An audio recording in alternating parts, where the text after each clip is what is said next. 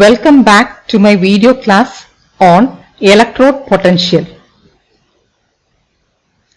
Let us consider a half cell constructed by dipping a zinc rod in zinc sulfate solution.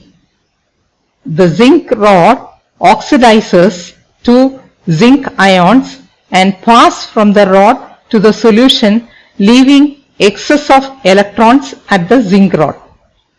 Thus, the zinc rod becomes negatively charged with respect to the solution, and a potential difference is set up between the zinc rod and the solution. The potential difference is called the electrode potential of zinc. Similarly, when a copper rod is dipped in a solution containing copper ions, the copper ions gain electrons from copper rod, leaving positive charge on the copper rod. As a result, a potential difference is set up between the copper rod and the solution, and it is called the electrode potential of copper. When a metal electrode is dipped in a solution containing its metal ions, a potential difference is developed at the interface between the electrode and the electrolyte. This potential difference is called the electrode potential. When the concentrations of all the species included in a half cell is unity, the electrode potential is called the standard electrode potential. Or standard electrode potential is a tendency of the metallic electrode to lose or gain electrons when it is in contact with a solution of its own salt of 1 molar concentration at 25 degrees Celsius. And single electrode potential is a measure of the tendency of a metallic electrode to lose or gain electrons when it is in contact with a solution of its own salt.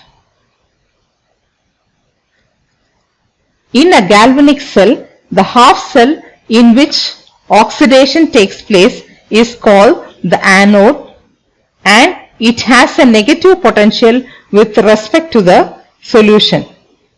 The other half cell in which reduction takes place is the cathode, and it has a positive potential with respect to the solution. Thus, there exists a potential between the two electrodes. The potential difference between these two electrodes of a galvanic cell is called the cell potential and measured in volts.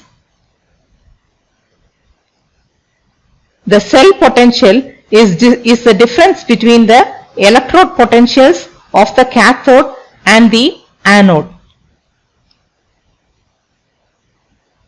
It is called the cell electromotive force of the cell when no current is drawn through the cell.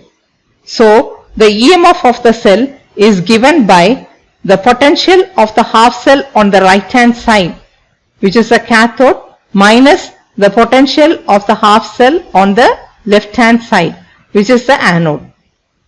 For example, the EMF of the Daniell cell is the difference in potentials of the copper electrode and the zinc electrode. Just like water which is flowing from a higher area to a lower area, when there is a potential gradient, there is a flow of current from a higher potential to a lower potential. The total amount of electrical energy transferred to heat by each coulomb of charge is the potential difference.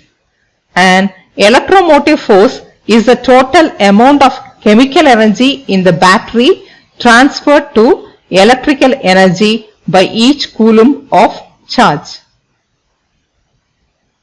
So this is a galvanic cell where the zinc half cell is connected to the copper half cell, and E of the cell EMF of the cell is the difference in potential of the right hand cell to the left hand electrode. The potential of an individual half cell cannot be measured. In order to measure the EMF of the cell, it has to be connected with another half cell, which is conveniently a standard hydrogen electrode whose potential is assigned to be 0. A standard hydrogen electrode consists of a platinum electrode coated with platinum black. This platinum electrode is dipped in an acidic solution and pure hydrogen gas is bubbled through it. The concentration of both the reduced and oxidized forms of hydrogen is maintained as unity, which means the pressure of the hydrogen gas is 1 bar and the concentration of hydrogen ion in the solution is 1 molar. Here the question arises, why platinum foil is selected? Platinum is a relatively inert metal which does not corrode easily, and platinum has catalytic qualities which promote the proton reduction. That is why platinum metal is selected. And the cell standard hydrogen electrode is represented in this way. Coming to the limitations of standard hydrogen electrode, it is very difficult to assemble the apparatus. It is also difficult to maintain the pressure of hydrogen gas of 1 atmosphere throughout, and also the concentration of hydrogen ion as 1 molar. Hydrogen electrode cannot be used in the presence of an oxidizing agent. So these are the limitations of standard hydrogen electrode. Next, let us learn how to measure EMF. The EMF can be measured using the method based on Poggendorff's compensation principle. The principle states that the EMF to be measured is opposed by the EMF of another cell until the two EMFs become equal and there is no net flow of current in the circuit.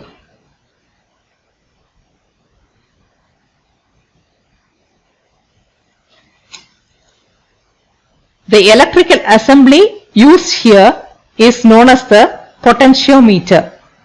The potentiometer consists of an uniform wire AB, which is of high resistance, a storage battery of constant EMF, which should be larger than the EMF of the cell to be measured, is connected at the end AB by the wire as shown in the figure.